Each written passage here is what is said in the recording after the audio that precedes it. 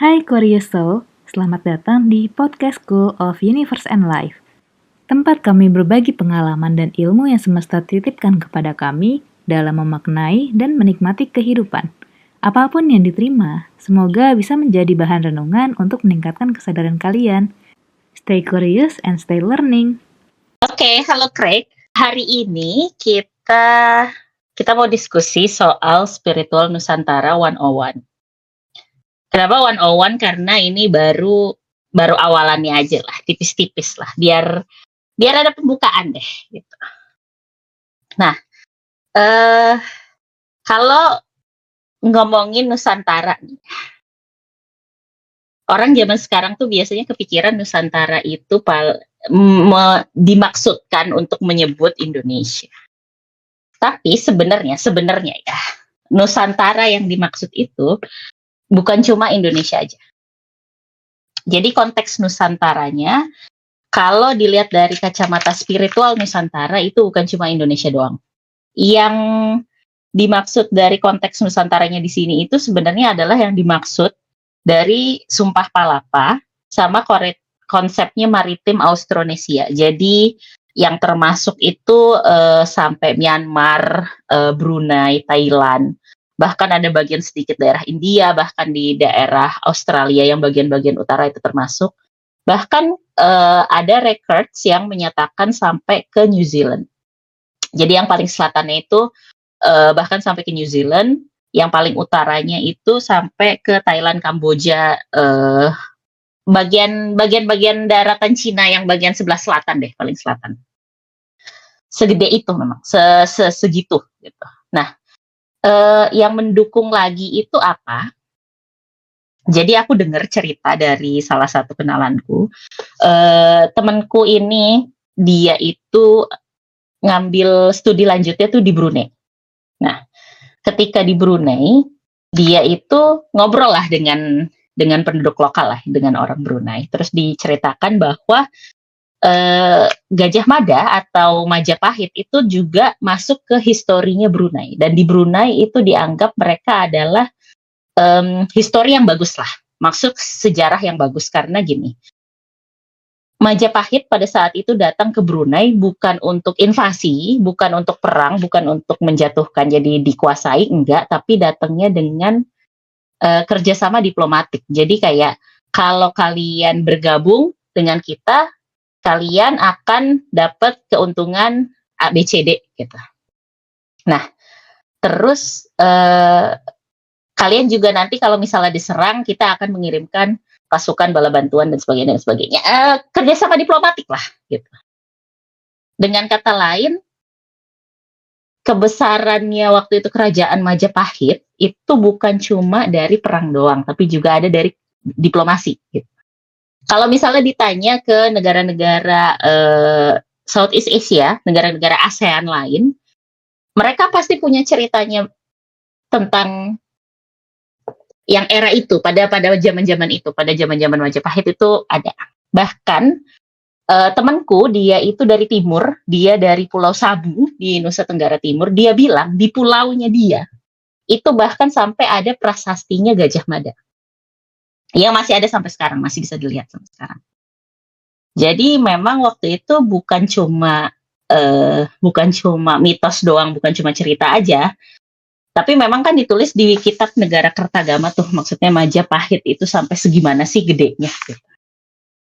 Nah itu, jadi bisa sebenarnya kalau kitanya agak lebih penasaran sedikit, kitanya bisa dapat kesempatan untuk ketemu dengan orang-orang yang berasal dari negara-negara tetangga Indonesia, itu sebenarnya kita bisa dapat cerita lebih banyak sebenarnya. Dan pandangan kita jadi lebih luas. Bukan cuma kayak, Majapahit tuh Nusantara aja, Sumpah Palapa aja, sumpahnya tentang ini gitu. Oke, itu ya. Nah, balik lagi ke topik. Ini kan tentang spiritual nih, spiritual Nusantara. Tadi bagian Nusantaranya udah paham ya. Nanti aku akan share di Discord tentang mapnya, kira-kira segimana gedenya. Tapi kita sekarang masuk ke bagian spiritualnya dulu. Kan ini ngomongin spiritual Nusantara 101. Ngomongin spiritual itu pasti ngomongin yang sangat-sangat terkenal saat ini orang udah pada tahu tentang body, mind, and soul, gitu kan. Mind-nya ini atau tentang pikiran ini itu berarti apa yang dipelajari di kehidupan ini. Nah, kalau tentang body atau tentang badan, fisik atau tentang raga, itu apa yang diwariskan dari keluarga kita. Karena kan kalau pelajaran biologi dikit nih ya, seorang anak itu kan lahir dapat dari bapak ibunya nih. Dengan kata lain yang membentuk si anak ini badannya, badan fisiknya itu kan dari keluarga. Gitu. Nah, tadi ada mind, udah ada body. Nah, yang soul itu dari mana? Bisa dapatnya adalah dari past life. Atau dengan kata lain dari kisah sejarah masa lalunya. Gitu. Terus kan kalau sekarang tuh kenapa topik ini ya? Banyak kan yang bilang kebangkitan Nusantara. Nusantara yang dimaksud tadi udah paham ya. Nusantara yang dimaksud bukan cuma Indonesia doang, tapi yang itu seluruh Nusantara pada masa kejayaan, masa keemasannya Majapahit. Kenapa masa kejayaan dan keemasannya Majapahit yang dipilih sebagai Nusantara? Karena pada saat itu si kerajaan Majapahit itu bukan cuma menguasai banyak daerah secara fisik, tapi kesadarannya, orang-orangnya yang ada di situ itu juga kesadaran yang sangat tinggi, spiritual yang sangat tinggi. Jadi kalau misalnya dibilang kebangkitan Nusantara itu adalah kebangkitan kesadaran spiritual juga. Apalagi kita orang yang berada di pusatnya nih, di porosnya nih. Pusat spiritual dunia, percaya atau tidak, itu ada di Nusantara. Kalau kalian orang Indonesia, kalian punya kesempatan ke luar negeri, kalian berbicara dengan orang-orang spiritual di luar negeri, mereka akan memperlakukan kalian dengan istimewa karena mereka merasa kalian berasal dari pusat spiritual dunia. Dipandangnya, kalian mau mengerti spiritual lebih dalam dibandingkan mereka. Karena berasal dari pusatnya. Kayak ibaratnya, ini deh, kayak orang Islam di Indonesia ngelihat orang Arab gitu. Ya mungkin si orang Arabnya ini nggak ngerti-ngerti banget soal agama Islam, tapi kayak, wow dia orang Arab, dia pasti mengerti lebih soal Islam gitu. Atau kayak orang Kristen gitu ya, ngelihat orang yang asalnya dari Yerusalem gitu. Orang Kristen yang dari Yerusalem gitu, terus dikiranya, wah dia pasti lebih mengerti tentang Kristen dibandingkan kami yang ada di sini, kayak gitulah gitu. Kalau misalnya ada kesempatan kalian bertemu dengan orang spiritual di luar negeri, coba rasain deh. Kalau dibilang kalian berasal dari Indonesia, kalian berasal dari Nusantara, mereka kayak wah ini orang lebih paham nih gitu dibandingkan gue. Padahal belum tentu. Gitu. Nah, kan jadi ada pertanyaan ya. Kenapa yang dipilih sebagai pusatnya itu di daerah-daerah Nusantara nih? Aku bilang Nusantara ya, karena bukan Indonesia aja, karena daerahnya kan tadi luas banget gitu. Sebelum masuk ke situ, sebenarnya gini, ada satu hal yang menarik aku pernah baca. Jadi ada penelitian, ini penelitian scientific ya. Jadi bukan spiritual atau pseudoscience atau apa. Ini ada penelitian scientific diterbitkan di jurnal di academic papers gitu, academic journal. Mereka itu bikin penelitian gini. Kenapa orang-orang yang tinggal di daerahnya dekat dengan Katulistiwa itu punya jumlah penduduk yang lebih tinggi dibandingkan orang-orang yang hidup di negaranya itu jauh dari Katulistiwa. Nah, jadi di paper itu mereka bilang bahwa karena di Katulistiwa itu tuh mendapatkan sinar matahari dan iklimnya tuh sangat pas untuk menanamnya tuh bisa menanam padi, bisa menanam gandum, bisa menanam pokoknya ini ya grain itu ketika dimakan oleh manusia, dia itu bisa memberikan energi lebih banyak. Gitu. Dan jadinya kalau energi lebih banyak bisa kenyang lebih cepat, bisa lebih kuat, bisa lebih sehat dan segala macam, bisa umurnya lebih panjang. Otomatis Di tempat yang sangat-sangat fertile, sangat-sangat subur seperti itu, orang-orangnya itu akan lebih cenderung untuk bercocok tanam dan lebih cenderung untuk bisa berkembang biak tumbuh dengan baik. Karena nggak harus memikirkan risiko kematian anak-anak yang tinggi. Karena kan subur nih tanahnya, belum lagi dapat matahari sepanjang tahun, kan di dekat-dekat Katulistiwa. Bukan Indonesia doang kan yang dekat-dekat Katulistiwa kan, negara-negara ASEAN kalian tau lah yang dilewatin garis Katulistiwa. Nah, maksudnya di daerah-daerah situ, ternyata ketika diteliti secara saintifik, itu seperti itu. Jadi, kalau dilihat dari tahun ke tahun perkembangan orangnya dan perkembangan hasil taninya, itu sebanding. Jadi hasil taninya naik, jumlah orangnya naik juga gitu. Dan eksponensialnya itu sama gitu loh kalau dilihat secara saintifik ya. Jadi dibilang bahwa karena orang-orang di daerah ini itu tuh lebih resikonya lebih sedikit lah. Maksudnya pasti bisa memberi makan untuk anak-anaknya, bisa menikmati hasil panen yang baik dan sebagainya dibandingkan dengan negara-negara di mana jauh dari Katulistiwa. Jadi mereka harus 4 musim lah. Belum lagi kalau misalnya gagal panen, belum lagi kalau misalnya lewat musim dingin anak-anaknya mungkin ada yang mati karena kedinginan dan sebagainya. Jadi kayak gitu. Nah, aku mikir mungkin itu juga berkaitan juga kenapa pusat spiritualnya bumi itu adalah di tempat yang banyak nih orangnya. Supaya bisa energinya bisa mencakup seluruh energinya bumi gitu, secara energi kesadaran spiritualnya ya. Kalau misalnya di satu tempat itu lebih banyak dan mereka sadar secara spiritual lebih tinggi, berarti kan secara kolektif lebih bagus gitu kan. Nah, jadi itu juga masuk jadi salah satu alasan pertama kenapa yang dipilih Nusantara sebagai pusat spiritual dunia nih. Karena letak geografis dan energi kosmiknya yang kuat sebenarnya. Kalau berada di selain tadi secara saintifik ya memberikan hasil panen yang luar biasa dan perkembangan pertumbuhan jumlah penduduknya yang luar biasa juga, garis Katulistiwa kalau secara pandangan spiritual itu seimbang antara yin dan yang ya. Itu satu. Jadi secara energi kosmik itu bagus banget kalau seimbang. Kan tidak baik ya kalau misalnya terlalu yin atau terlalu yang, kan nggak bagus juga.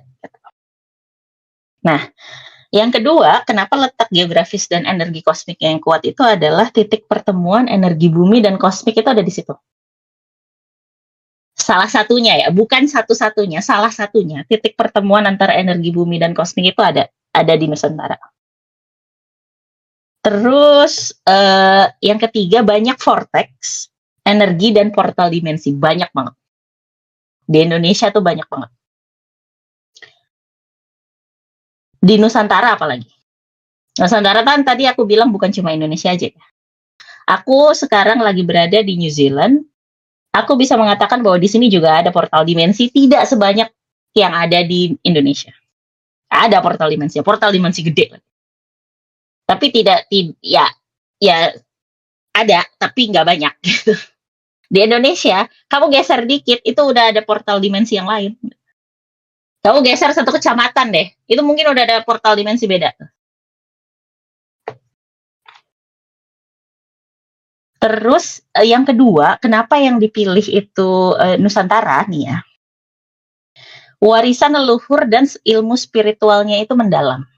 Nggak usah Indonesia deh, coba kalian kayak misalnya ke Malaysia, atau ke Thailand, atau ke Kamboja, atau Myanmar, Laos, di situ masih warisan dari leluhur tuh masih kelihatan banget dengan adanya Angkor lah, dengan adanya temple, dengan adanya Wat dan segala macam, dengan maupun yang makin kesini ya dengan perkembangan budaya, Mbak, kita tuh masih tidak melupakan warisan dari leluhur sebelumnya, yang umurnya bisa ratusan bahkan ribuan tahun. Masih dijalankan lah, masih menghormati hubungan dengan alam. Masih ada sedekah bumi, masih ada memberikan sesajen, kita masih mempunyai hubungan yang lumayan baik gitu, dengan tanah kita sendiri. Dibandingkan dengan mungkin di Eropa, dataran Eropa atau dataran Amerika. Bahkan Amerika itu, Amerika Utara ya, kalau Amerika Selatan mungkin masih spiritual lah. Amerika Utara itu jadi tanah terkutuk karena perlakuan pendatangnya ke orang aslinya di situ sangat tidak baik. Ketika itu terjadi pasti tanahnya yang marah. Tanah yang di tempat itu pasti yang marah. Sama seperti Australia pendatangnya memperlakukan penduduk aslinya dan tidak baik, itu jadi tanah terkutuk juga Australia. Makanya kenapa jadi berantakan banget Australia dan Amerika ya gara-gara itu, tanahnya juga marah. New Zealand masih tidak separah itu karena pendatangnya itu masih lebih tidak perfect, tapi memperlakukan orang aslinya tuh masih baik. Jadi masih oke lah, masih nggak apa-apa gitu. Tanahnya tuh masih sacred, nggak jadi berubah jadi tanah terkutuk juga, enggak. Kita lanjut lagi ya. Kenapa alasannya pilihannya sebagai Nusantara sebagai pusat spiritual dunia nih? Nusantara itu jadi negeri para leluhur agung dan master spiritual. Kenapa dikatakan seperti itu? Aku tidak bisa terlalu detail membahasnya, tapi aku bisa bilang bahwa banyak sekali, bukan cuma satu, bukan cuma dua, bukan cuma 10, orang-orang terkenal zaman dulu yang reinkarnasinya di Indonesia.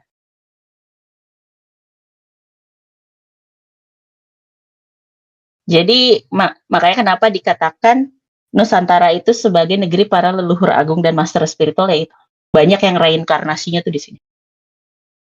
Alasannya kenapa ya itu pusat spiritual dunia. Ketika Nusantara ini bangkit, para masternya yang ditempatkan di sini. Bukan yang bukan yang masih ecek-ecek lah, bukan yang masih belajar lah, tapi memang para masternya yang ditempatkan di sini.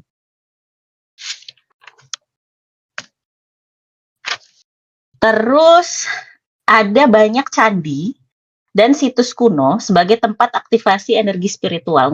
Nusantara deh, bukan cuma di Indonesia, bukan cuma Borobudur. Kalian pasti tahu segala macam tempel yang ada di Thailand, segala macam segala macam Angkor Wat itu yang paling gede, segala macam wat yang ada di Myanmar, di Kamboja, dan segala macam itu. Itu candi dan situs kuno bisa jadi tempat aktivasi energi spiritual. Terus, nah ini. Kalian mungkin pernah dengar soal Atlantis. Gini. Nusantara itu sebenarnya pusat Atlantis yang hilang. Salah satu bagiannya ada di sini. Di Nusantara. Terus, Nusantara itu juga adalah pusat energi laut dan darat. Tuh, jadi, secara letak dan geografis bagus banget lah. Kita masuk ke pelajaran sejarah nih ya. Ini yang itu penjelasan dari pandangan spiritual Nusantara, kenapa Nusantara yang dipilih. Sekarang kita masuk dulu ke sejarah nih. Jadi di sejarah Indonesia itu ada yang disebut sebagai ramalan Jayabaya, Jongko Joyoboyo. Orang-orang Jawa pasti tahu. Jadi gini, di ramalan Jayabaya itu mengatakan banyak hal, tapi yang paling digarisbawahi itu ada 3. Yang pertama itu adalah siklus zaman, 1. Yang kedua itu adalah kembalinya Sabdo Palon dan Noyo Genggong. Yang ketiga itu munculnya Satria Piningit sama Ratu Adil. Itu ada di ramalan Jayabaya. Nah, kita ngomongin siklus zaman dulu. Jadi si Jayabaya ini, dia tuh menulis bahwa zaman itu ada siklusnya. Jadi ada yang namanya Kali Yuga atau zaman kegelapan. Kali Yuga ini era di mana kejahatan itu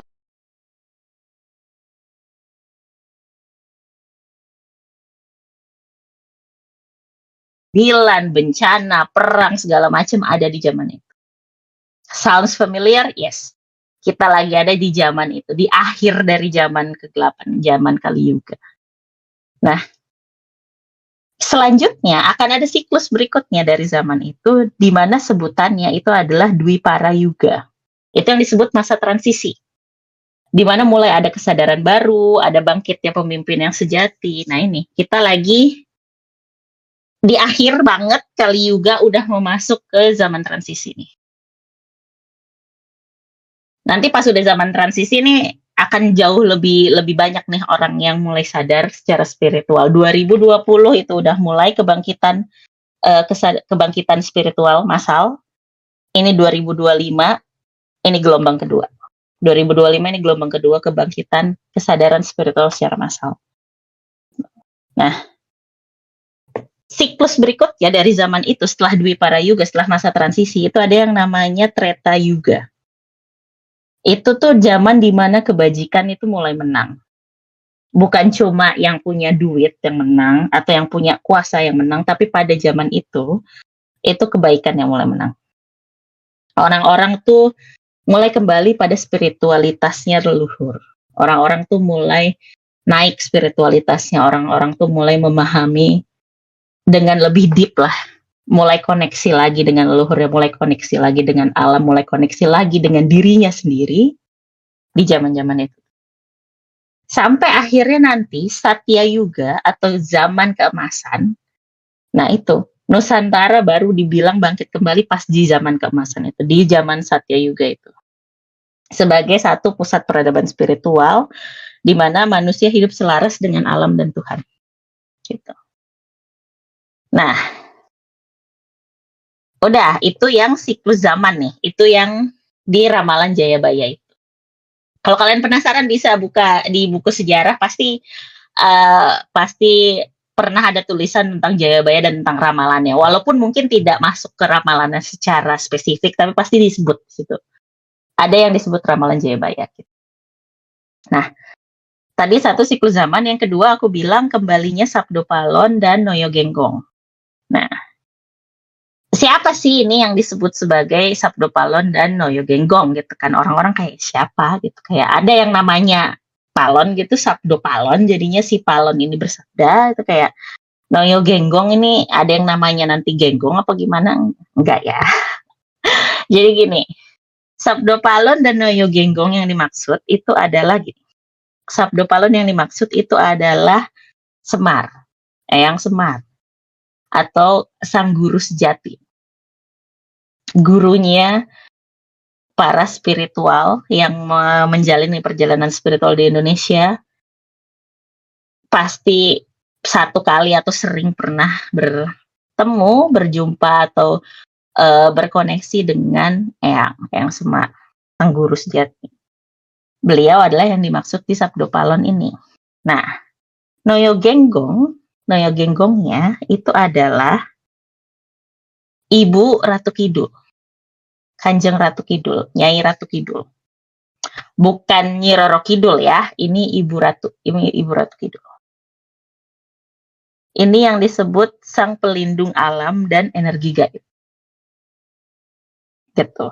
Nah, tadi kan aku spill dikit-dikit di story ya, kayak tahu nggak sih di Indonesia itu ada 2 perguruan loh, sangat terkenal, bahkan sampai kemana-mana, bukan cuma di bumi aja, bahkan sampai ke planet-planet lain gitu. Tapi orang Indonesianya sendiri nggak tahu, kecuali yang memang sudah belajar, kecuali yang memang berspiritual. Dan yang berspiritual pun mungkin belum tentu tahu perguruan ini. Gitu. Nah, jadi kita mau ngomongin soal perguruan ini nih. Hubungannya tadi dengan Sabdopalon dan Noyogenggong. Oke.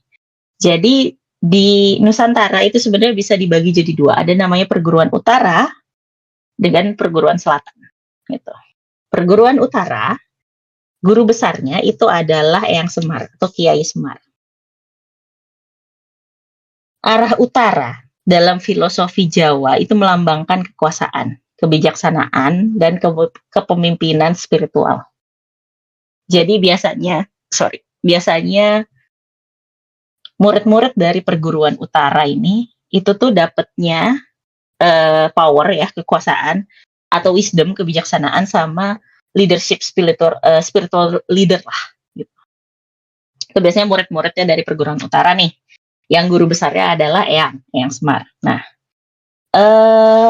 kita kenalan lebih lanjut sama guru-guru kita kan hari ini. Jadi Eyang Semar itu siapa sih? Sebutannya ada banyak, tapi gini, Kiai Lurah Semar ini namanya itu adalah Sang Hyang Ismaya atau Sang Hyang Ismoyo. Kalau Ismaya itu sebutan Sunda, kalau Ismoyo itu sebutan Jawa. Gitu. Jadi Sang Hyang Ismoyo atau Sang Hyang Ismaya. Nah, beliau ini banyak perannya dan sebagai macamnya, tapi salah satunya, beberapa nih yang paling terkenal itu adalah sebagai simbol keseimbangan kosmis.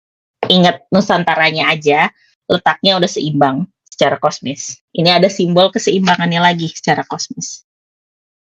Terus dilambangkan dengan sifat sakti tapi tetap rendah hati. Jadi kalau di pewayangan biasanya Eyang Semar ini digambarkan seperti itu kan.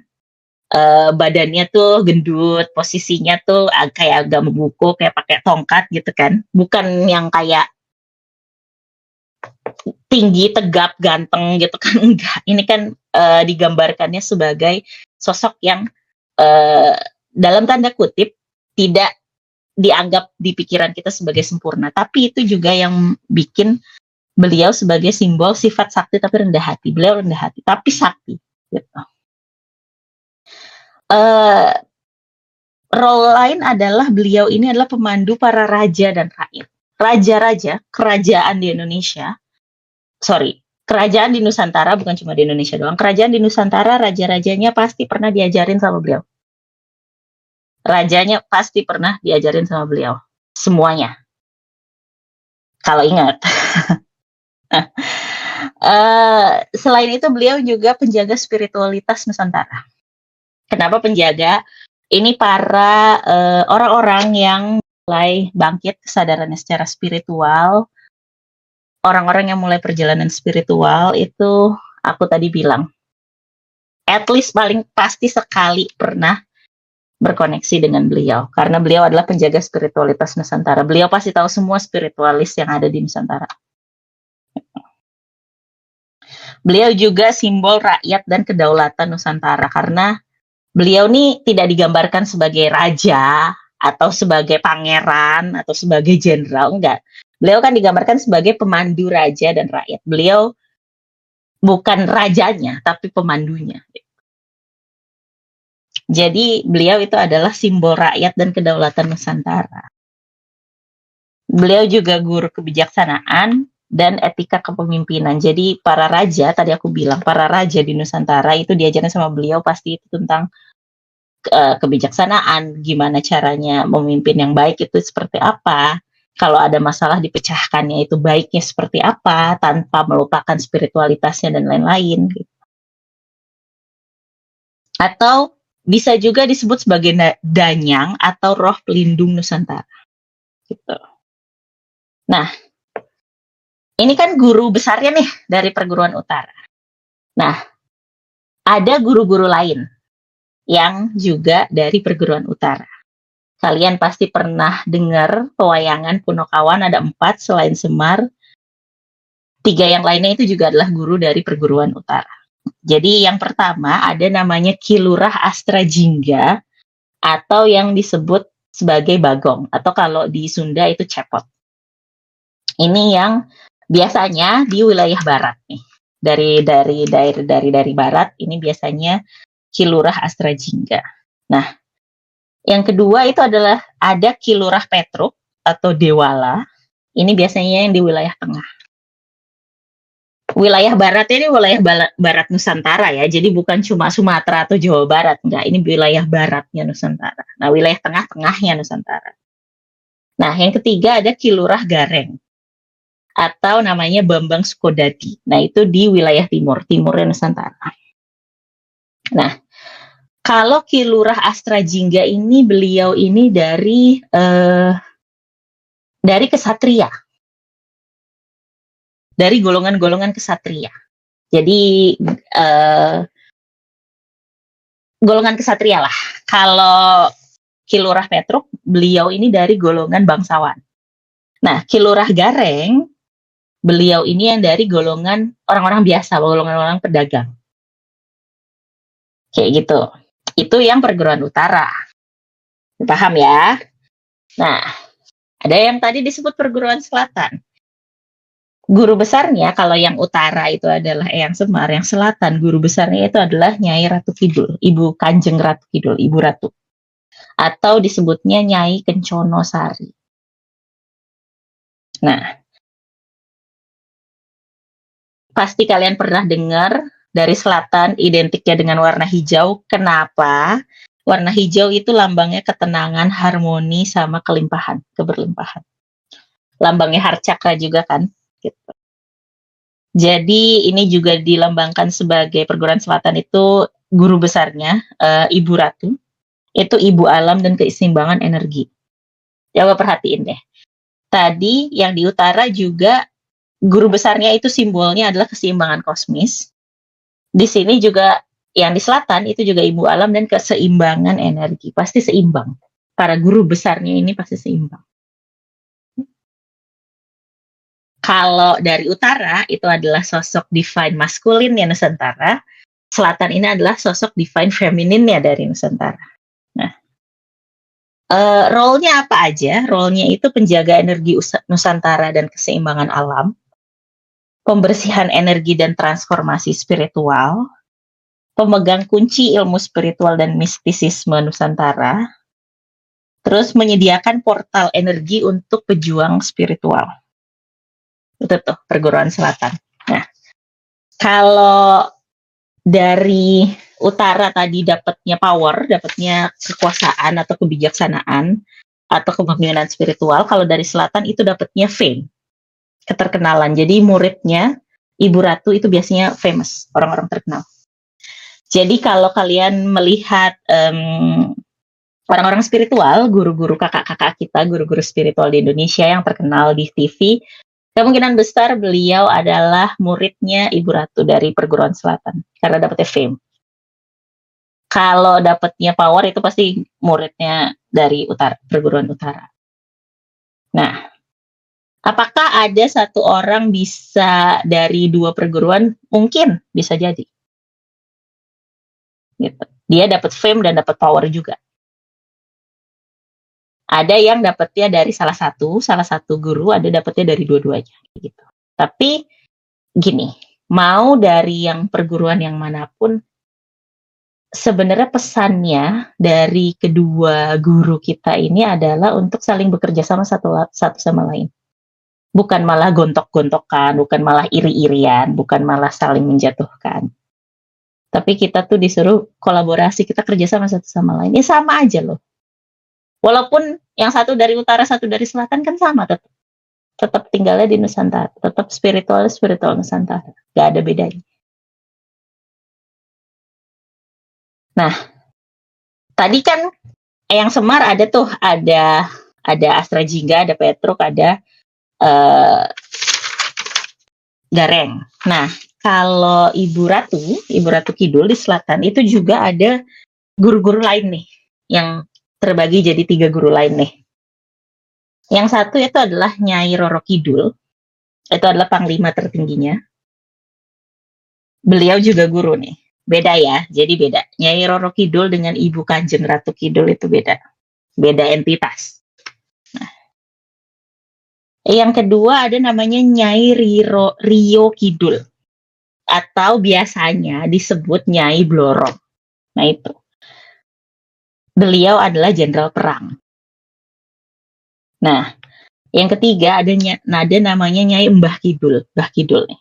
Penjaga harta karun dan gerbang gaib. Jadi bisa jadi kalian itu berasal mungkin dari perguruan utara yang diajarin guru besarnya Eyang tetap, tapi kalian mungkin juga muridnya salah satu dari 3 guru yang tadi. Kalau di perguruan selatan kalian tetap muridnya Ibu Ratu, tapi juga mungkin kalian juga spesifik muridnya dari Nyai Roro Kidul atau Nyai Rio Kidul atau Mbah Kidul. Biasanya kalau yang muridnya Mbah Kidul nih tajir sih, kaya. Soalnya beliau penjaga harta karun gitu kan ya.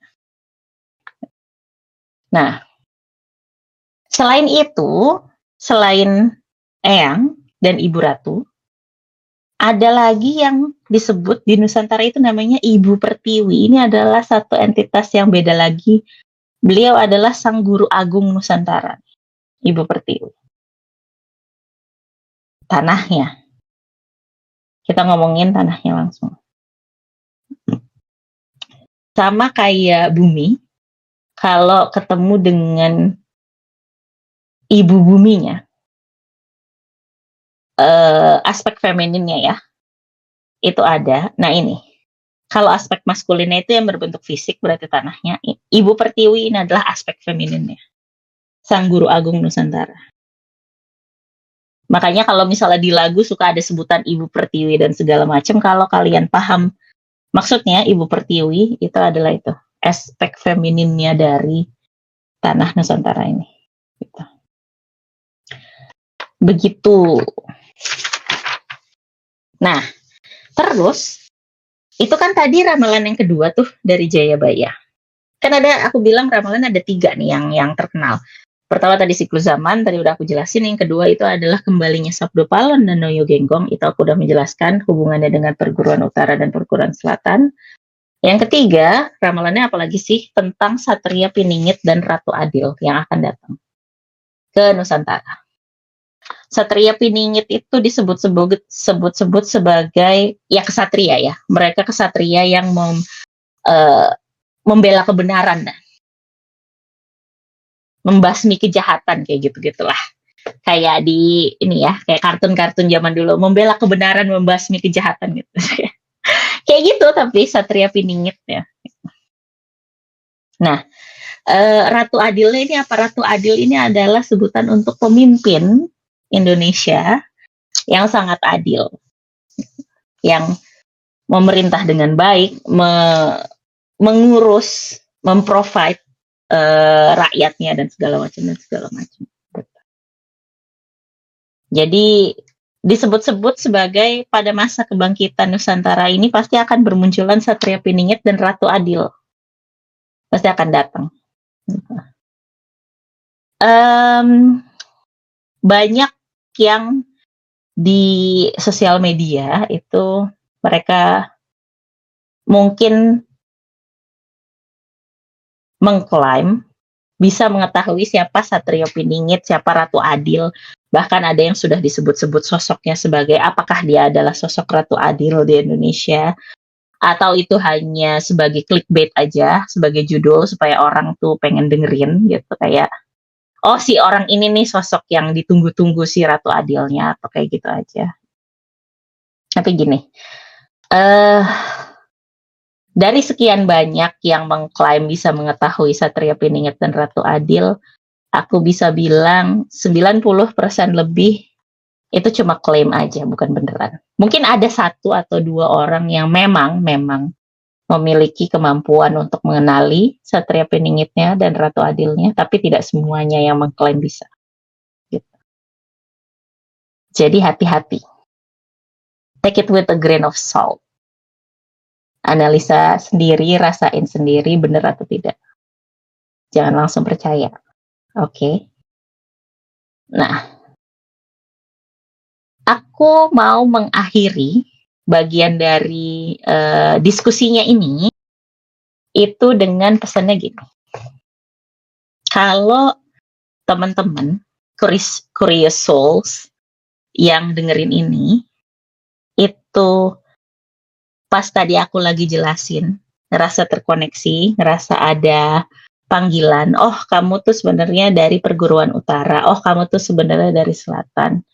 Kenalanlah dengan guru-guru kalian. Gitu. Dan kalau kalian bertemu dengan orang lain, atau kalian tahu orang lain yang ternyata berbeda perguruan dari kalian, please banget jangan langsung merasa beda. Karena sama aja, kan sama-sama perjalanan spiritualnya pun spiritual Nusantara. kedua guru ini sama-sama berpesan bahwa kolaborasi, jangan malah berantem, jangan malah saling menjatuhkan, kerjasama. Kalau yang satu nggak paham mungkin diajarkan dari perguruan yang satunya lagi. Jadinya lebih baik spiritualnya, bukan malah saling mengurangi tapi saling menambahkan. Oke, udah dulu ya rekamannya. Hai, terima kasih sudah mendengarkan sampai habis. Episode ini direkam langsung saat kami bikin sesi sharing di Discord. Jika kamu penasaran dan ingin ikutan sesi sharing dan diskusi kami, bisa langsung aja join ke komunitas kami. Linknya bisa kalian dapatkan di deskripsi box ya. Atau kamu bisa kunjungi Instagram kami di School of Universe and Life. Sampai jumpa di sesi sharing dan diskusi selanjutnya.